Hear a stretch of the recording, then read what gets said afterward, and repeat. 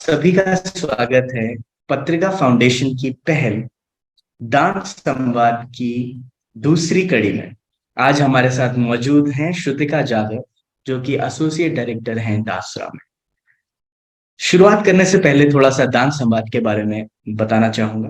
दान संवाद का उद्देश्य फिलैंथ्रोपी जगत के बारे में जागरूकता फैलाना और एक ऐसे प्लेटफॉर्म का निर्माण करना है जहां फिलैंथ्रोपिस्ट, नॉन प्रॉफिट और सोशल इम्पैक्ट के क्षेत्र से जुड़े लोग एकत्रित होकर समाज कल्याण को लेकर सार्थक और उत्पादक बातचीत कर सकें। पत्रिका फाउंडेशन का परिचय देते हुए मैं बताना चाहूंगा कि पत्रिका फाउंडेशन की स्थापना पत्रिका ग्रुप के द्वारा वर्षों से किए जा रहे सामाजिक कार्यों को सुसंगठित तरीके से आगे ले जाने के लिए हुई है। श्रुतिका जी दासरा में एसोसिएट डायरेक्टर के रूप में कार्यरत हैं। वह नॉन प्रॉफिट सेक्टर में 13 वर्ष से भी ज्यादा का अनुभव रखती हैं।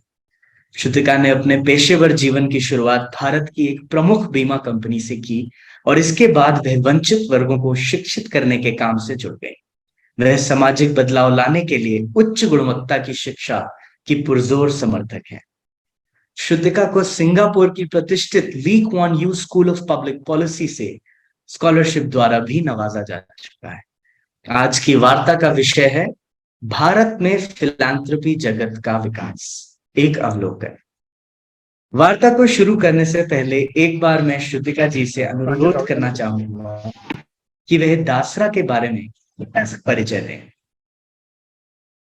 Thank you Ayushman.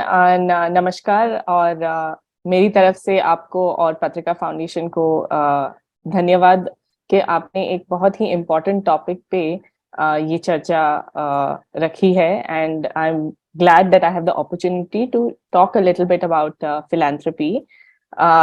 Before that, दसरा के बारे में, दसरा एक संस्था है, we are an NGO, लेकिन हमारा primary aim is to ensure के भारत में जो भी हमारा पॉपुलेशन है, there is a equitable opportunity for everybody, कि हम एक सामान्य रूप से सभी को उनके अपॉर्चुनिटीज, उनके जो like allow them to thrive is the word we use, and so that is our main goal. And हम इस तरह से काम करते हैं कि हम जो philanthropists है, be it individual या corporate या foundations, उनके साथ उनसे मिलके उनकी जो गिविंग कैपेसिटीज है, गिविंग स्ट्रैटेजीज हैं, उनको हम और बेहतर तरीके से कैसे अनलॉक कर पाए for the sector, keeping in mind के our ultimate aim is to develop the communities, to strengthen the communities and to support our non-profits. तो हम non-profits और NGOs के साथ बहुत ही करीबी रूप में काम करते हैं, हम उन्हें सपोर्ट करते हैं to make sure कि वो जो भी काम कर रहे हैं that is successful, they can focus on that and we are able to provide them whatever support they need, including the philanthropic support. So that is a little bit of the role of Dasra. We call ourselves as the catalyst in the social sector. जी, बहुत ही सरलता से समझाया आपने।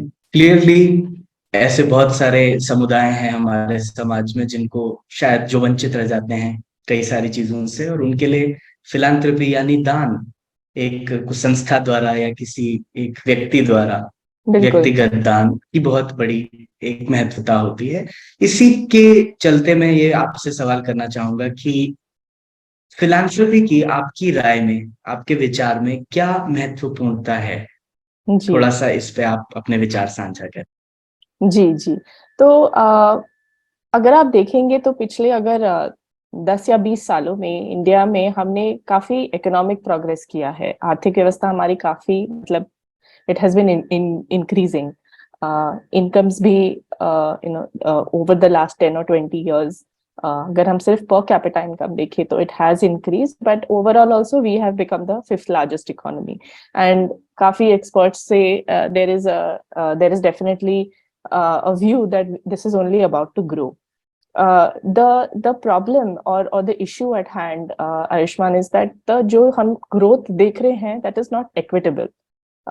So we have made a lot of progress, but we've also left few of our communities and our people behind. And COVID में ये काफी मतलब apparent हुआ था According to some statistics, almost 200 million individuals in India went back into poverty.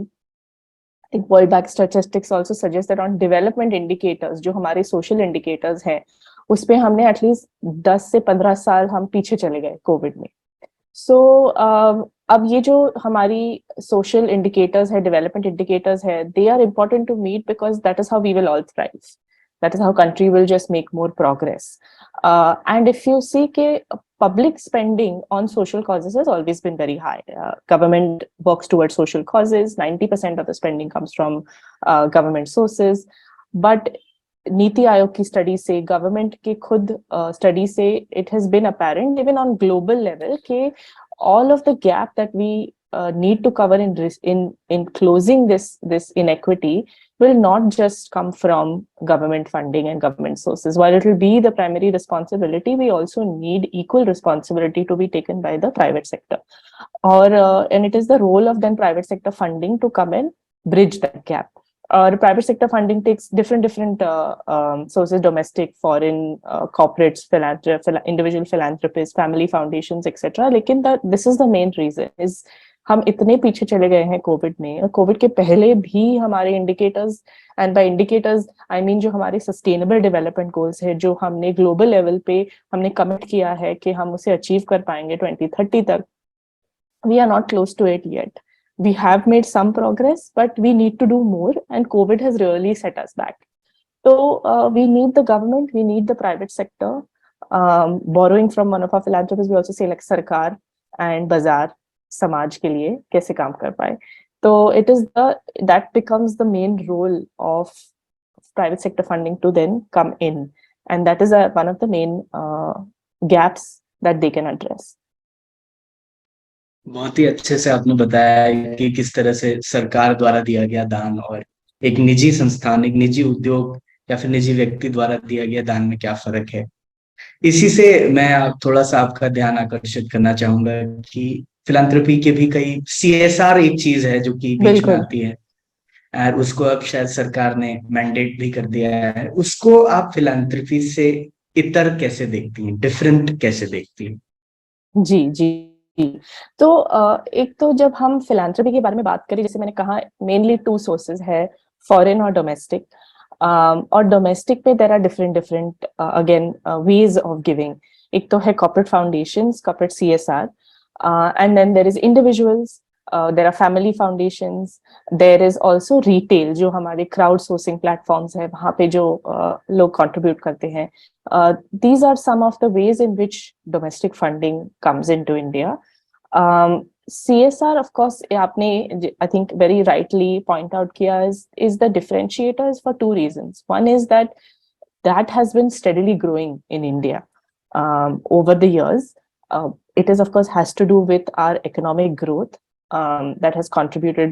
काफी नए startups आए हैं, काफी नए young leaders आए हैं, technology sector has also seen a boost, and there are many who are now who have come into wealth who want to give back. So that has really contributed to the growth in CSR, and of course there is the mandate that has played a very large role. मतलब अगर हम दूसरी countries से देखें, अगर United states से अगर हम कंपेयर करें, तो यूनाइटेड स्टेट्स में corporate giving is voluntary and it forms a very small percentage of overall giving and overall philanthropy in United States, but in India it is consistently growing, and it is only going to grow. So that has a very big role to play. I think we definitely know of corporate foundations जो बहुत ही मतलब transformationally उन्होंने अपने goals achieve किए हैं with working with the community. COVID के time में we saw the role that they can play, but I think there is still more that corporate can do, and I can speak about that in a minute. And then there is rest of the philanthropy, which comes from personal wealth, family wealth, middle class that has been growing. और जो जैसे आपने शुरुआत में कहा दान, ये जो है ये इंडियन कल्चर में काफी इम्पोर्टेंट रहा है. हम जो भी हमारे फैमिली में बचपन से हम सुनते आ रहे हैं कि हमें यहाँ पे तो कहीं दान देना ही चाहिए, तो हम अपने फैमिली को देखते हैं या हमारे बच्चों को हम सिखाते हैं. So it's a very important part of our culture. That segment of middle class जो इनकम्स उनके जैसे जैसे बढ़ रहे, they are also giving a lot, and that's also going to increase. So that's a little bit of the difference between corporate. Corporate is more structured also, and then individual giving is slightly more instruction कि informal तरीके से हम काफी देते हैं, लेकिन corporate foundations काफी मतलब strategically या काफी formal ways से देते हैं. जी जी, इसी बात से आपने जो इतना अच्छे से समझाया, इसी बात से मेरा ध्यान एकदम से गया कि फिलैंथ्रोपी में आज के दौर में अभी इस समय पे किस प्रकार के ट्रेंड्स जो हैं आगे आ रहे हैं, आप किस तरह से उनको देखती हैं? क्या आपको दिख रहा है कि आने वाले समय में फिलैंथ्रोपी का भविष्य रहेगा? जी जी. तो आई थिंक कुछ ट्रेंड्स जैसे मैंने ऑलरेडी बात बात किया है, जस्ट CSR और जो हमारे मिडिल इनकम, वो that is going to continue to rise. I think what has been some of the interesting trends is जो foreign funding है, that has been steadily declining over say 2014 to 2021, but domestic funding has increased, and that's actually a good thing because we need more Indian money to support our non-profits, and we need that capital to unlock because we also are becoming a rising middle income country. I think that's one. The second trend is that if you see overall private giving, COVID से पहले या COVID के बाद में, मतलब foreign हो या domestic हो, actually काफी same रहा है. तो अगर हम सोचें कि तो it has not gone up to the rate that it needs to, but I think the potential is there. Right now we are talking about it कि what is the role of philanthropy. पहले शायद इतना हम नहीं सोचते थे या इतना उसके ऊपर बातचीत नहीं होती थी, लेकिन now there's awareness is increased. So I do think we are going to see a rising trend. Then of course CSR. Then you have individual wealth. So a lot of the entrepreneurs, I spoke about technology entrepreneurs, others in India, we are seeing a lot of the startup and entrepreneurs also coming in. They also have their own private wealth, which is also going to be a growing trend. And then retail and crowdsourcing या crowdfunding platforms, जहाँ से हम और आप जैसे लोग देते हैं कि communities में या कोई disaster हुआ या उसे support करना है, तो we always go to one of these crowdsourcing platforms. They are fairly nascent in India. वो इतने evolved नहीं हैं जितने अगर हम दूसरे countries देखें. I think that's also going to grow. So this segment, there is potential to tap in a more formal way so that they can give in a more strategic way. Right now they may be giving कि मेरे community में क्या है, मेरी किसी ने मांगा घर में या हम मेरे स्कूल में या किसी ने पूछा कि थोड़ी मदद कर दो, then you are just helping. That is also a form of giving, that is also a form of philanthropy, and that is also going to grow. लेकिन जो entrepreneurs है, जो individuals है जिनकी private wealth बढ़ रही है, I think they are all, that is also a segment that's going to grow. So the big message in the trends, Ayushman, is this private domestic funding is poised for growth. There is going to be more philanthropy coming into India. There is of course a demand, there is a need. COVID में हमने देखा कि कितने सारे civil societies, NGOs, community organizations really work with the government, really helped support the communities. वो जो last mile connect में उन्होंने बहुत ही बड़ा effort लिया है. So we know the role, critical role they play, and there is a demand to grow that.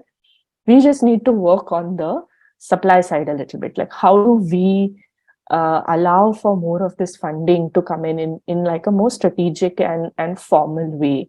And there is a role for all of us to play in that.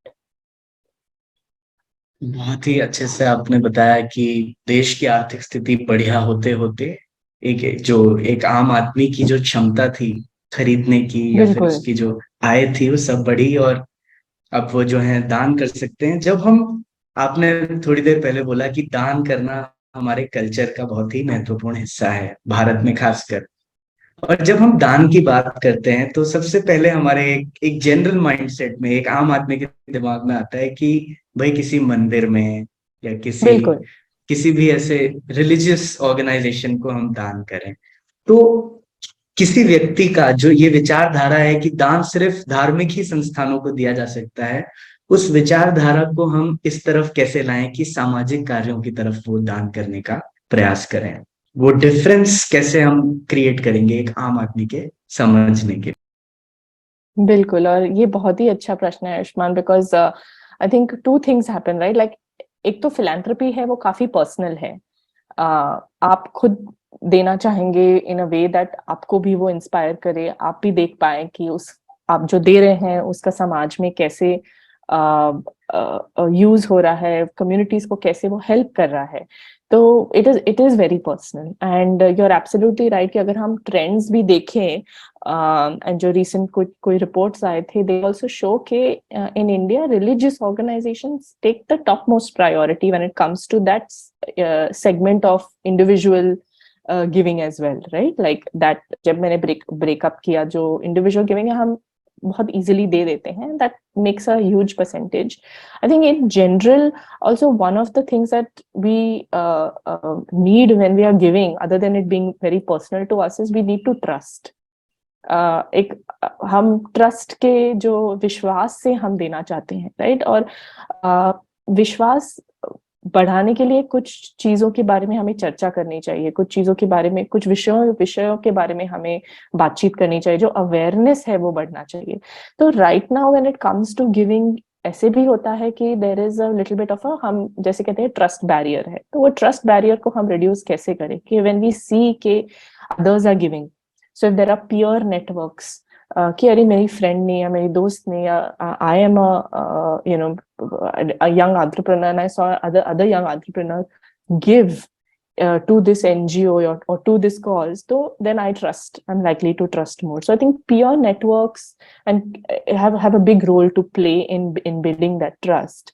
Second is just awareness, just talking about the fantastic work that organizations are doing, capturing a lot of the need and the research as well. अगर हम सोचे कि अगर हम कोई भी हमारा पैसा अगर कोई इन्वेस्टमेंट या फाइनेंशियल इंस्ट्रूमेंट में डालते हैं, तो हम पहले उसके बारे में रिसर्च करते हैं, उसके बारे में काफी सारे डेटास, काफी सारे मेट्रिक्स होते हैं कि ये रेशियो क्या है, वो रेशियो क्या है। लेकिन अगर हम एज अ फिलैंथ्रोपिस्ट किसी सेक्टर को देना चाहे, तो हम सोचते हैं कहाँ जाऊँ, मैं कहाँ पढ़ूँ, कितना क्या इन्फॉर्मेशन है, और बहुत काफी डिस्कनेक्टेड और फ्रैगमेंटेड है। So there is a need to also bring out sector reports, research reports in a very structured way that can tell you कि issue क्या है, कहाँ पे आपका पैसा अगर आप डालेंगे तो उसका क्या impact हो सकता है, कौन से ऐसे organizations है जो बहुत अच्छी तरह से मतलब दे रहे हैं, उनका year on year impact बहुत अच्छा रहा है।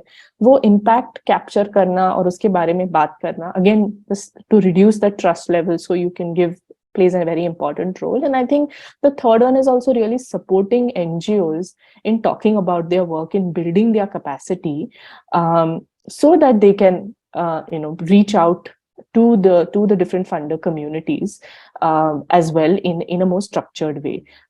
अभी ऐसे होता है कि कुछ कुछ ऑर्गेनाइजेशन को अगर पहचान में हो या आपको पता हो तो ही आप दे सकते हैं, but how can I sitting in my home get information to say कि ऐसे कौन से एनजीओज हैं जो एडोलेसेंट हेल्थ या गर्ल्स एजुकेशन या गर्ल्स हेल्थ पे काम कर रहे हैं, क्या मैं देख सकती हूँ, can I C some number? जैसे हम घर बैठे बैठे अपने एप्स पे या अपने फोन्स पे मार्केट इन्वेस्टिंग करते हैं, हमें सारी डेटा बहुत जल्दी मिल जाती है। So how can we break some of those barriers? मैं बहुत ही ओवर सिंप्लीफाई कर रही हूँ ये point, just to suggest we need more information in a structured way to reach various groups so that they can give more to more causes that they only feel like they want to give to right now. So I think वो एक balance लाना जरूरी है। जी बिल्कुल, आपने बहुत अच्छी बात बोली कि सही संवाद करना और लोगों तक सही जानकारी पहुंचाना, जिससे वो लोग सही बात समझें और फिर उसके ऊपर कोई भी एक्शन लें या फिर कुछ भी आगे बढ़ाएं अपनी बात को।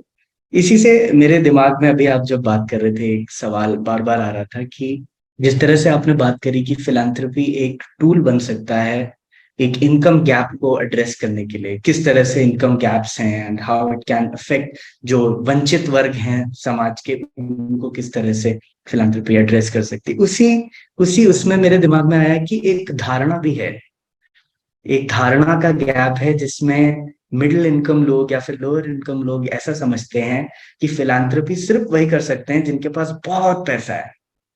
जी, जी, ये एक धारणा है। इस धारणा को किस तरह से आप देखते हैं कि कम पैसे में भी आप किस तरह से ऐसे सामाजिक कार्यों में अपना हिस्सेदारी रख सकते बिल्कुल।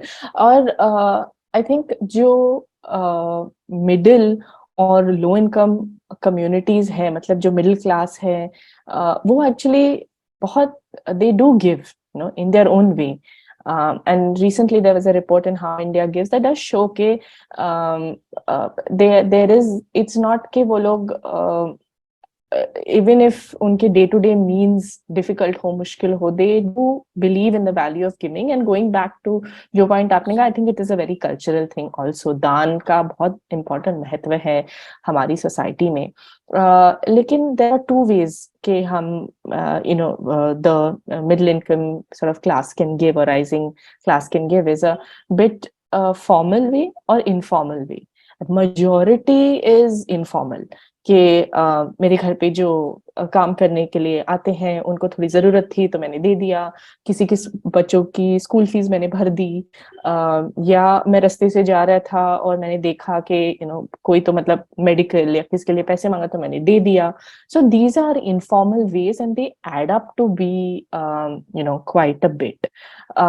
We have to see how we can make it a little bit more formal, so that we can have more and more people give in a more structured way, कि उनकी understanding से उनको काफी avenues मिले उसको देने के लिए. Not to say कि जो जिस तरह से वो अभी दे रहे हैं that is incorrect, definitely not incorrect. लेकिन जैसे आपने कहा कि मैं अगर 100 रुपया किसी को दे रहा हूँ तो उसका क्या फायदा हो सकता है किसी को, क्या मुझे वो information मिल सकती है. So then that becomes a little bit more formal way वो इन्फॉर्मेशन आप तक पहुंचाने के लिए, राइट, कि आप देंगे, फिर आपको कुछ या तो मैसेज आएगा या ईमेल आएगा, कोई इन्फॉर्मेशन आएगा कि आपके 100 रुपए ने ये हुआ, आपने इतने पैसे दिए तो इसकी वजह से ये फर्क हुआ. So like that loop, how do we close that. And I think जैसे मैंने पहले कहा, crowd sourcing platforms, Ketto, impact करो, ये सब बहुत सारे हैं जो मार्केट में, they have been able to do that fairly well. And then the ease of payments, such as ये UPI, all of Google Pay, जो हम आसानी से उसको पेमेंट कर सकते हैं, digital transactions are also made it very easy to give into the formal segment. What we now need to do is also talk about what has that resulted into, how there is more need to give, and that segment needs to, there is potential for that segment to expand.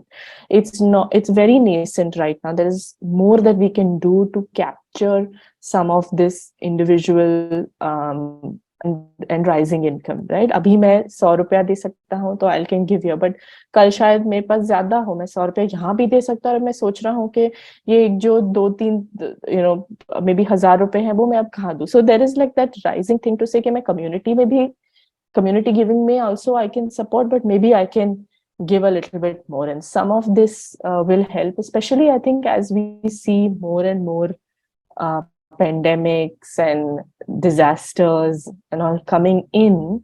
I think we will need more and more people to be able to give more easily and more formally. कि मैं बॉम्बे में बैठ के भी अगर आसाम में floods होते हैं तो how can I still support that, right? And how can that be made easy, so that I can go beyond just कि मेरे community में क्या है, just in a way that is more perhaps more needed at that moment.